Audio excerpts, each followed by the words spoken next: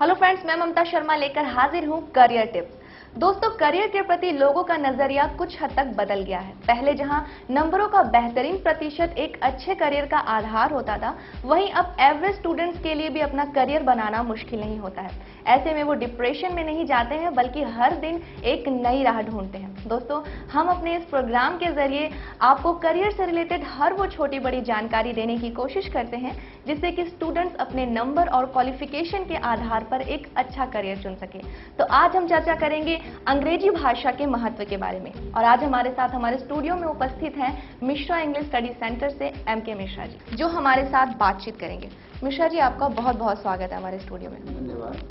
तो मिश्रा जी, सबसे पहले हम आपसे ये जानना चाहेंगे कि किसी भी कंपटीशन में अंग्रेजी का कितना महत्व है।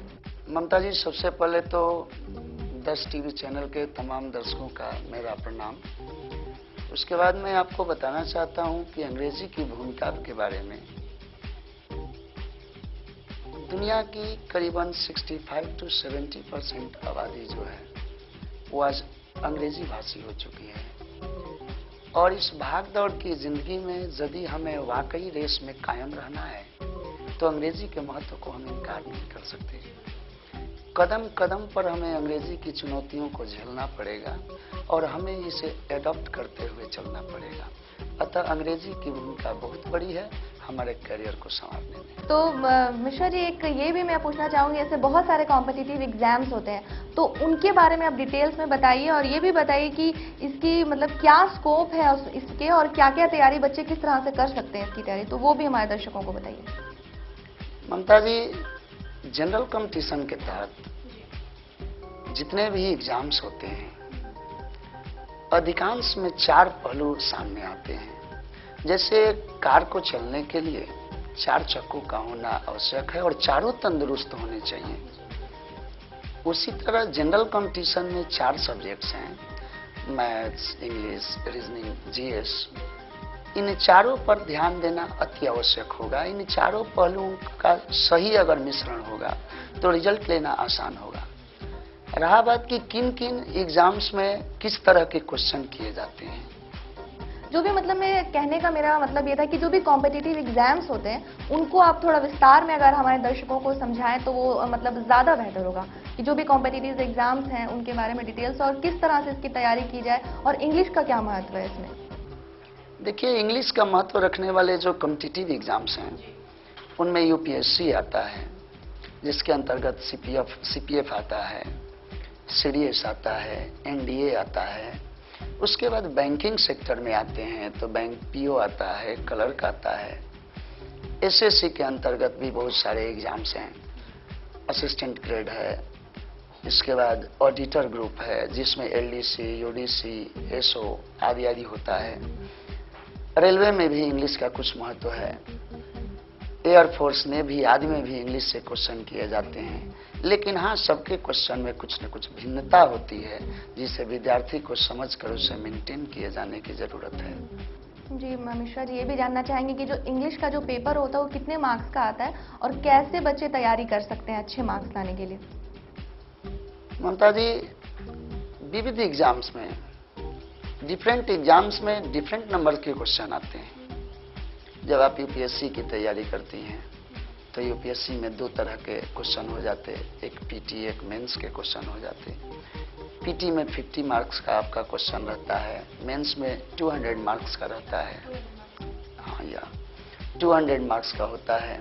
जब हम बैंकिंग सेक्टर में जाते हैं तो बैंकिंग में इंग्लिश का जो क्वेश्चन होता है वो 50 नंबर का होता है, क्लर्क में भी 50 नंबर का होता है, पीओ में भी 50 नंबर का होता है। हाँ, उसमें पीओ में एडिशनल पेपर भी होते हैं, जिसमें सब्जेक्टिव एग्जाम भी लिए जाते हैं, और सब्जेक्टिव एग्जाम के तहत लेटर राइटिंग होता है, एसे होता है, प्रेसिस होता है, रिपोर्ट राइटिंग होता है।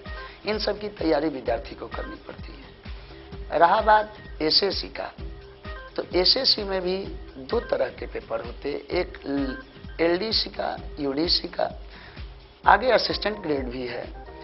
तो जो लोअर डिविजनल क्लर्क यानी एलडीसी आदि का जो इंटर लेवल पर एग्जाम्स होते हैं उनमें 50 नंबर का क्वेश्चन आता है इंग्लिश का।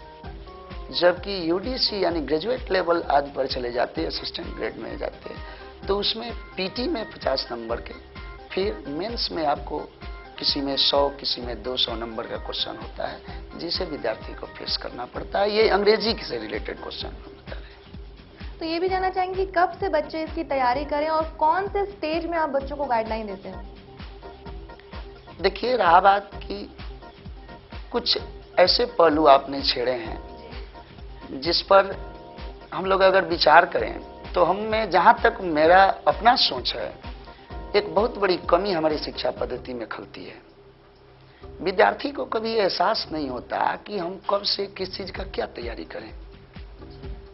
बिल्कुल, और हमारे दर्शक यही जानना चाहते हैं कि आखिर किस स्टेज में और किस तरह से आप लोग गाइडलाइन देते हैं बच्चों को और कब से इसकी तैयारी शुरू की जाए। और ये बहुत ही बढ़िया सवाल है और मैं चाहती हूँ कि हमारे दर्शकों को इस सवाल का जवाब आप बिल्कुल ऐसा दें जिससे कि वो पूरी तरह से संतुष्ट हो सके। जी हाँ, इसमें जवाब एक पक्षी नहीं हो सकता ममता जी, जवाब द्विपक्षीय होगा। इसमें एक जवाब विद्यार्थी के लिए होगा, एक उनके गार्जियन के लिए।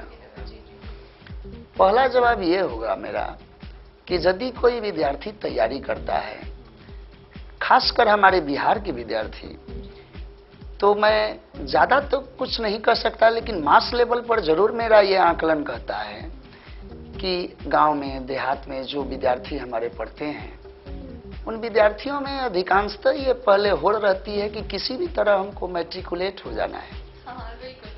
किसी भी तरह, चाहे हम 3rd डिवीजन से ही पास क्यों न करें, हमको पास हो जाना है। ये अलग बात है कि होड़ में लोग 1st डिवीजन की भी चाहत में रहते हैं, लेकिन उनके मन में ये रहती है कि कैसे भी हम बोर्ड पास कर लें। बोर्ड पास कर लें, जी बिल्कुल, ये धारणा होती है ज्यादातर स्टूडेंट्स में कि बस जैसे भी करके मैट्रिक पास हो जाना है। बिल्कुल बिल्कुल बिल्कुल, उनके मन में ये बात रहती है कि यदि हम मैट्रिकुलेट हो जाते हैं तो ये आगे मेरा करियर का, वो कुछ शब्द ही नहीं जानते। वो ये जानते हैं कि हम सीनियर के लेवल में आ गए, सीनियर लोगों में मिलने जुलने का हक मुझे मिल गया। उसके बाद से वो इंटरमीडिएट में जब जाते हैं तो उन्हें कुछ अपने जिंदगी और करियर की हकीकत से रूबरू होना पड़ता है। अब उनको ये एहसास होने लगता है कि हमको यहाँ से तैयारी कैसे की जानी चाहिए, कैसे करनी होगी। जब वो ग्रेजुएशन में जाते हैं तो वाकई उनके जॉब की चुनौतियां उनके सामने खड़ी हो जाती है और वो भटकने लगते हैं। कभी एक पग पर स्थिर नहीं रह पाते कि हमें कब किस एग्जाम को किस तरह फेस करना है। हमारे दृष्टि से यदि विद्यार्थी मैट्रिकुलेशन स्तर पर ही मैट्रिकुलेट होता हो, उसी वक्त अगर वो अपने मन में अपना लक्ष्य को निर्धारित कर ले तो वहां से वो बहुत आसानी से अपना लक्ष्य हासिल कर सकता है। देखिए, कोई लक्ष्य बड़ा नहीं होता, हम लोग बड़ा उसे बना देते हैं, बड़ा बना दिया जाता है। और एक शब्द में तो यही कहना बेहतर होगा कि हम अपने लक्ष्य को पहचान ही नहीं पाते हैं कि हमारा लक्ष्य कहाँ है। जी हाँ, बिल्कुल, आपने बहुत सही बात कही कि ज्यादातर स्टूडेंट्स ये समझ ही नहीं पाते कि उनको जाना कहाँ है, बस चले जा रहे हैं, लेकिन कहाँ जाना है ये बहुत कम लोग जान पाते हैं। जी ममता जी, मेरे मन में एक बात आती है, कभी कभी मैं विद्यार्थियों के बारे में सोचता हूँ, क्योंकि मैं भी इस परिस्थितियों को झेला हूँ, मैं भी इन परिस्थितियों को झेला हूँ। मेरे मन में भी ये बात आती है कि यदि विद्यार्थी को हाई स्कूल